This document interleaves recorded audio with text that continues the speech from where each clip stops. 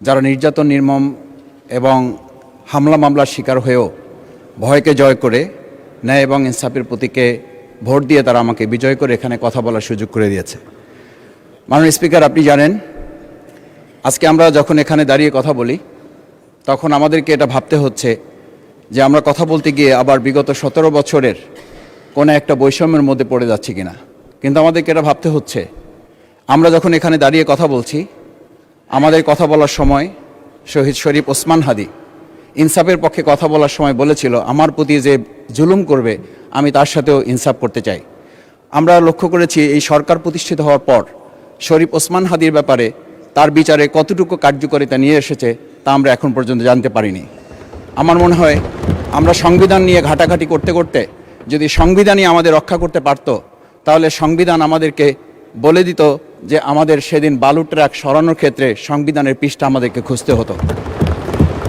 সংবিধান যদি আমাদেরকে রক্ষা করতে পারত, তাহলে 72-এর সংবিধানের আলোকে আজকে আমাদের এখানে থাকার কথা না, আমি শফিকুল ইসলাম মাসুদ আমার এখন জেলখানায় থাকার কথা। সংবিধান যদি মানতে হতো, তাহলে আমাদের মাননীয় প্রধানমন্ত্রী বাংলাদেশে থাকার কথা না, ওনার দেশের বাইরে থাকার কথা। সংবিধান মানতে হলে বর্তমান স্বরাষ্ট্রমন্ত্রীর এখন দেশের বাইরে থাকার কথা ছিল। সংবিধান মানতে হলে যে বাচ্চাদেরকে আজকে এখানে শিক্ষা দেওয়া হচ্ছে, দীক্ষা দেওয়া হচ্ছে, কিংবা তাদেরকে কোনো কোনো ক্ষেত্রে জাসদের সাথে তুলনা করা হচ্ছে, সেই বাচ্চাদের নিয়েই আমরা এই সরকার দলের লোকদেরকে, সরকার দলের সম্মানিত নেতৃবৃন্দকে আমরা চোখের পানিও ফেলতে দেখেছি, আবার কাউকে কাউকে কথা বলতেও শুনেছি যে এই সমস্ত বাচ্চাদের, আমরা তাদের শিক্ষার্থীদের আন্দোলনের সাথে আমাদের কোনো সম্পর্ক ছিল না।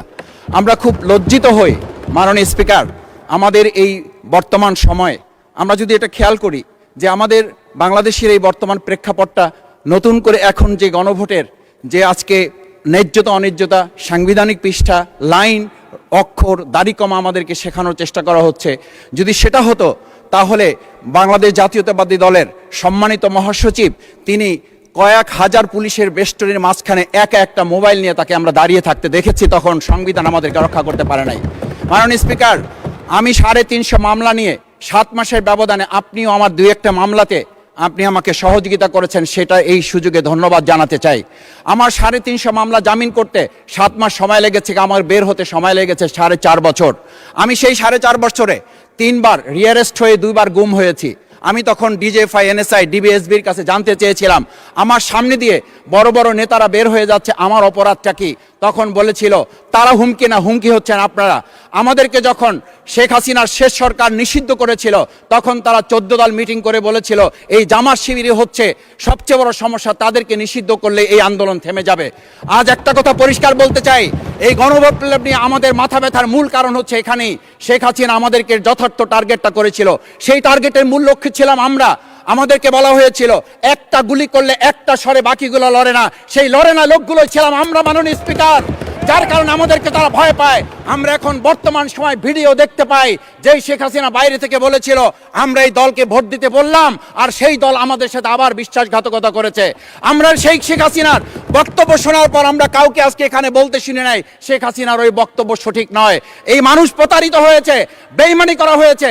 আবার যদি গণভোট, জুলাই সনদ নিয়ে এই জাতির সাথে প্রতারণা করা হয়, তাহলে মূল্য দিতে হবে শুধু নয়, আবার আমাদেরকে 17 বছরের সেই জেল জুলুম, নিপীড়ন, গুম খুনের জায়গায় আমাদেরকে ফিরে যেতে হবে। আমি মনে করি পরিষ্কার বক্তব্য, গণভোটের প্রতি সমর্থন না জানিয়ে জুলাই সনদকে যদি আজকে ইগনোর করা হয়, তাহলে আমাদেরকে কিন্তু আবার সেই গুম খুনের আয়নাঘরের দিকে আমাদেরকে ধাবিত করা হবে। আমি মনে করি গণভোটের বিরোধিতা করার অর্থ হচ্ছে আমরা আয়নাঘরকে সমর্থন করতে চাই। গণভোটের বিরোধিতা করা মানে হচ্ছে 70% মানুষকে আমরা অন্যায্যভাবে তাদেরকে আবার ধিক্কার জানাতে চাই। আমি এখানে স্পষ্ট বলতে চাই, আপনারা যেমন 51% সমর্থন নিয়েছেন, 70% প্রায় জনগণ কিন্তু গণবিপ্লবের, গণভোটের পক্ষে তারা রায় দিয়েছে। আপনাদের চেয়ে সেই 51%-এর তুলনায় সেই 70% প্রায় গণভোটকে যদি আপনারা ইগনোর করেন, তাহলে আমি বলবো আমার বাউফল, আমার পটুয়াখালী শুধু নয়, গোটা বাংলাদেশ আবার জেগে উঠে গণভোটকে তারা কার্যকর করতে।